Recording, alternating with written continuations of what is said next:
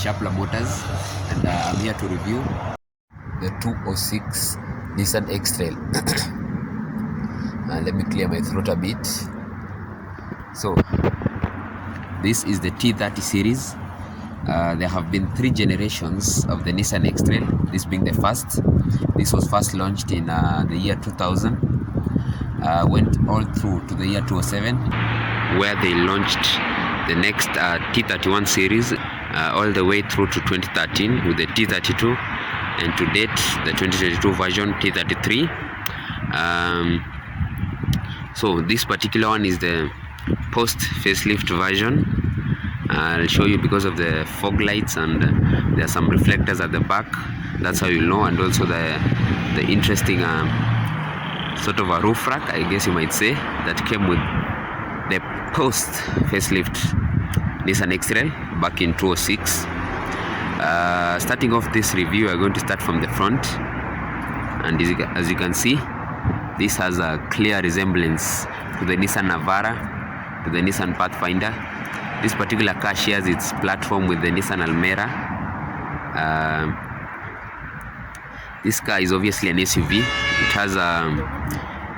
It has a diff, 2 diffs. You can switch between 2-wheel drive and 4-wheel drive, but enough of that. Starting off from the front, you get halogen lights. You get this bulging piece down here, which creates sort of a bull looking, face to the Nissan Xtrail sort of design cue that was well played out. You can see the chrome grille, the chrome and the Nissan badge with the vents in there.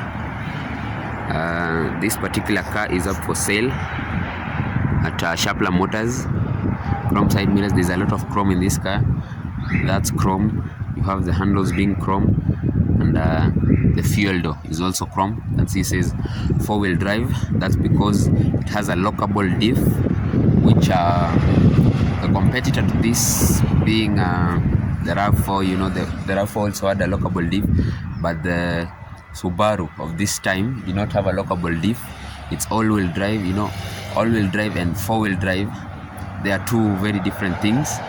The Subaru came symmetrical all-wheel drive. That means each wheel gets its specific amount of torque. Yet with this lockable diff, you can get more power to where it's needed. As you can see, it has bulging fenders. This piece here, that was a fun of the manufacturers to do during this era. And so this is also nice to have, this sort of rain guard. While you're inside, you get leather seats, but I'm going to get to the interior later. You get independent suspension both at the front and at the back, coil springs at the rear, a torsion bar at the front. That's weird to say with it being independent suspension. You have more chrome here, as you can see around the lights. You have even more, but this isn't chrome. This is like a foil wrap. You have the protection guard down there. As you can see, it's attached to the frame, so it's pretty sturdy, protect you. As I mentioned, you'll notice this is the post facelift version with those reflectors down there. And this roof rack, you've seen most of them coming with this interesting sort of distinct feature only available to the Nissan Xtrail. So this car, as you can see, has a sunroof, a little added feature. But enough of that, let's get into the interior. Inside the 206 Nissan Xtrail, and immediately you can see throwback to the 4-spoke steering wheel back in 206. I'm going to keep this brief. As you can see, you've got your speedometer and the center of the dashboard, which again is really advantageous to the passengers since they can see your speed. And this particular car, I'm not sure if it's the turbo diesel or the turbo petrol, because it reaches a top speed of 220 kilometers an hour, which for this era is a lot. So revs to also red lines at 8,000 rpm, starts at 6,500 rpm. This car came with a 4-speed automatic option, but you will get it with a 5-speed or a 6-speed manual transmission. You've got this interesting tiny signals, and this is particularly so because if this is actually a Japanese vehicle, the indicators are supposed to be on this side, this on the other side, but that's where your wipers are at. So really quirky. You can turn your electronic stability program off right there, and yeah, so the beautiful leather interior in here, I'm pretty sure this is aftermarket, so they are really comfortable. You just sink into the seat really easily. This car needs some touch-up, a little bit of a touch-up before it's sold, but it's really nice. Your infotainment display straight from factory, really nice to have that, and your aftermarket one right there. So how about move to the back? Oh, and before that, I said it has a lockable diff. There's how you lock it, and you can also put it in automatic mode. So let's move to the back.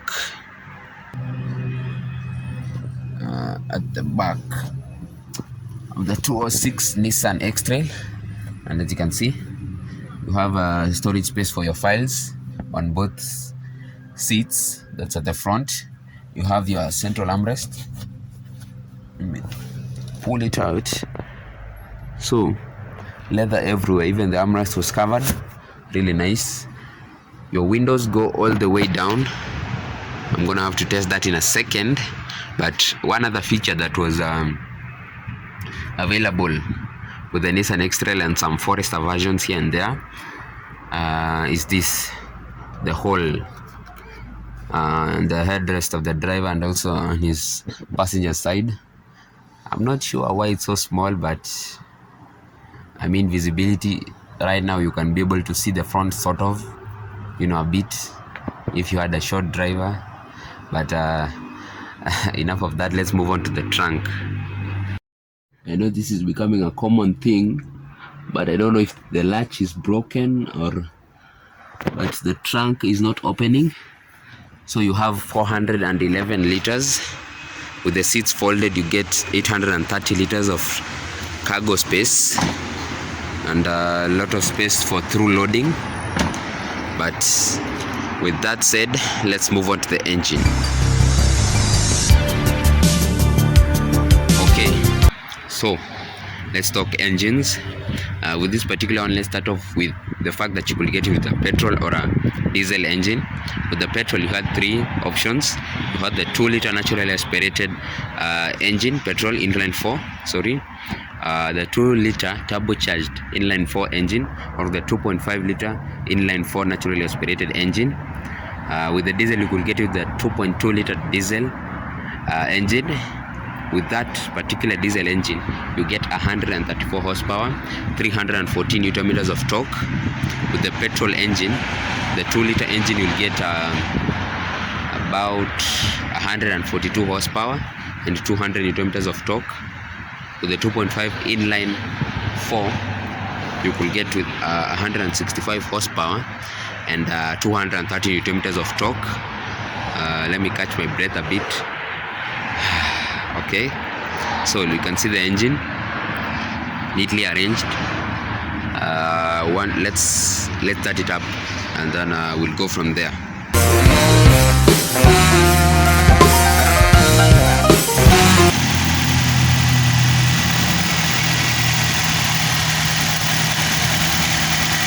So you can be able to hear it, and with that, I'm going to conclude today's review. Again, guys, but be sure to come. If you're looking for a vehicle, come down to Shapla Motors. They've arranged a lot of cars here, tons of them, as you can see. So be sure to come down to Shapla Motors, and with that, I'll see you next week.